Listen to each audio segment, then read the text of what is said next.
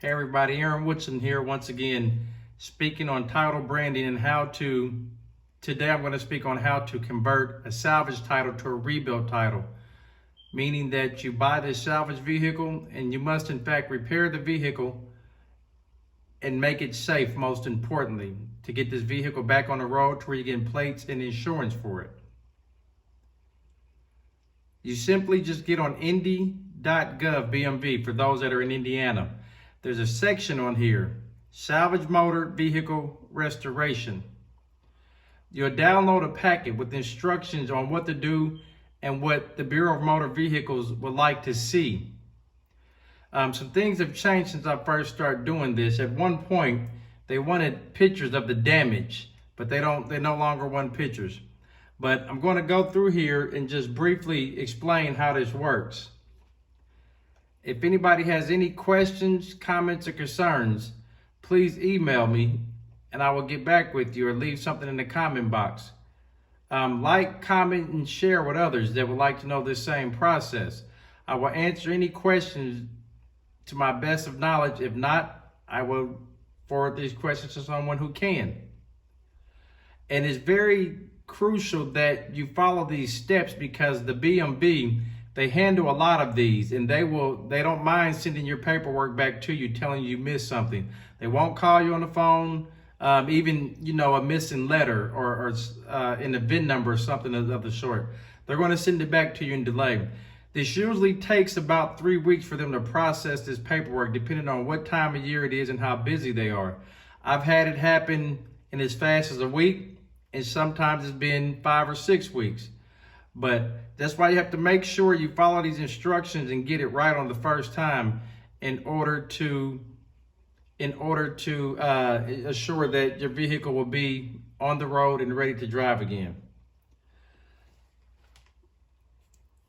Click here, download the packet.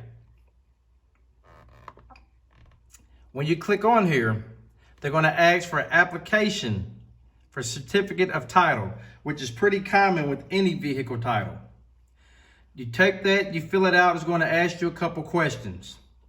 And what I also like about this, there's a checklist. And the State Form 205 is what it is. You also have to give them a copy of the original certificate of salvage title, the title that you was given at the time you purchased this vehicle. If the vehicle is transferring ownership, you have to do an odometer statement. And it must be completed on certificate of salvage title or odometer disclosure, which State Form 4320. They make it where they can, you can find this stuff if it's not readily accessible. Proof of ownership of purchase is required for each major component. This is the section where I told you for all the parts that you bought, they want a receipt for it and knowing where these came from. And this particular vehicle that I rebuilt, it was a 2009 Chevy Silverado. And I kept all of my receipts and I turned them in with that. And this one was a pretty nice one. I like buying trucks because trucks are kind of easy to do, so to speak. They're rear wheel drive, full frame vehicles. You don't have to worry about too much unibody stuff. One proof of address, which in this section, what I do here, I just send a copy of my driver's license front and back. They want to know the vehicle color, the type of vehicle, the type of fuel this vehicle burns. Here is the certificate of title, as previously stated. That's checkbox number 1. Then I like to put these things in order when I turn them back in. So I'll fill that out. Then I'll put the copy of the salvage title behind it. Here, it wants to know that you rebuilt this vehicle, who rebuilt this vehicle, and who's the owner. Sometimes the restorer is not the owner. So depending on what goes on there, there's a checkbox for same as owner. They want the vehicle information. Here's the section where you fill out the name of the part, where you bought the part.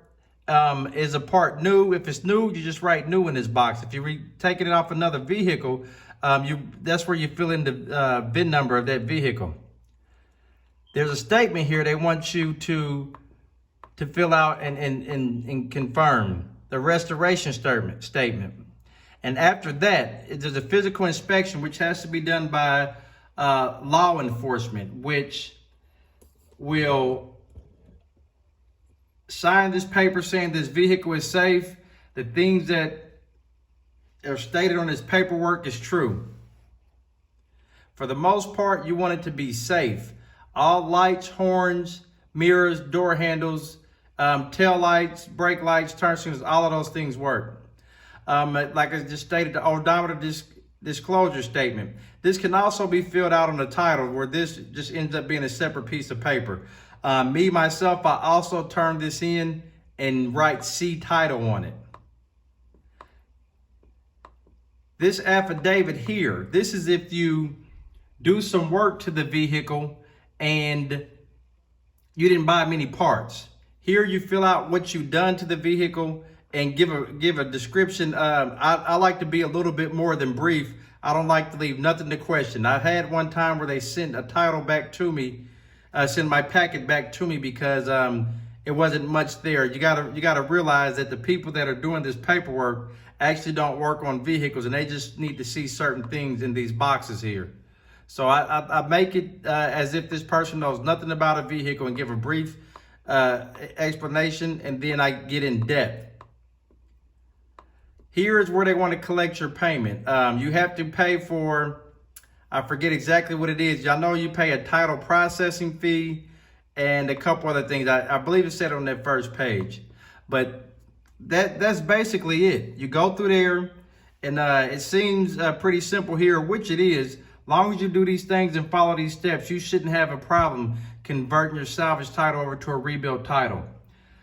When you receive your title back in the mail, at that time, you can then go to the license branch and get license plates for this vehicle and also insurance. I've heard that some insurance companies will not insure rebuilt title vehicles, which I don't believe is true. What I do know they do, they'll insure it. If ever in the case of total loss, they would then assess a different price to that vehicle, and that's where a problem comes in as far as what you believe the vehicle is worth and what the insurance company believe the vehicle is worth. But I haven't had that problem myself. But continue to like, subscribe, and share, and comment on these videos, and I will tell you everything I know about this. Like I said, I've done it several times, and it's just a side job to me. It's not my job, but I've been through it a lot.